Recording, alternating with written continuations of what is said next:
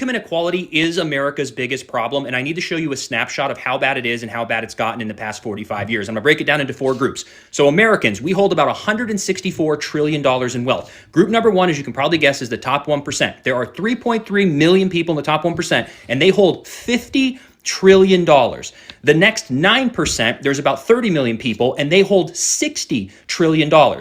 So combining those 2 groups is the top 10% who hold $110 trillion of our nation's wealth. Now, group 3 is the next 40%. There's 133 million people in this group, and they hold $50 trillion.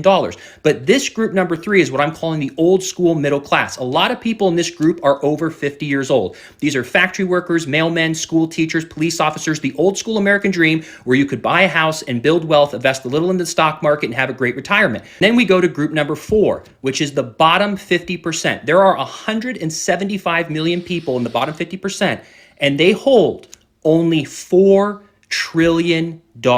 Here is the craziest part about the whole thing. Back in the 1980-ish, adjusted for inflation, America's wealth was about $30 trillion.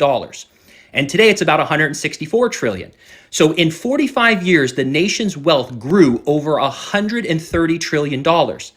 But unfortunately, back in 1980, the bottom 50% adjusted for inflation had $2 trillion of the nation's wealth. And today, it only has $4 trillion of the nation's wealth. So over $130 trillion went to the top 50%, and only $2 trillion went to the bottom 50%. And the nail in the coffin, the bottom 50% has 60 million more people in the group than it did in 1980. So that $2 trillion increase, that little $2 trillion, is now also being split by an additional 60 million people. This is going to continue to get worse, and we need to focus on economic policies that will raise the wages of the working people so they can afford a house and they can invest in assets so they can eventually climb the ladder, because it clearly, the trickle-down economics over 45 years did not work. Okay, I can't speak to raising the wages. I'm not too keen on that, but I will speak to this. When Donald Trump adds agencies, talking about ICE and his huge spending bill, the big beautiful bill, that directly hurts that lowest group right there. Donald Trump's not draining the swamp, and he's not saving America at all. If he was, he would not be spending more money. I've said this for a long time.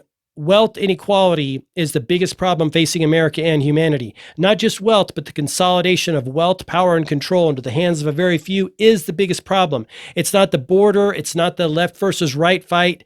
That is the distraction. Those things are the distraction that even Donald Trump, right, who said he was going to help and is not helping at all, talks about to distract Americans from the bigger play, which is always money related.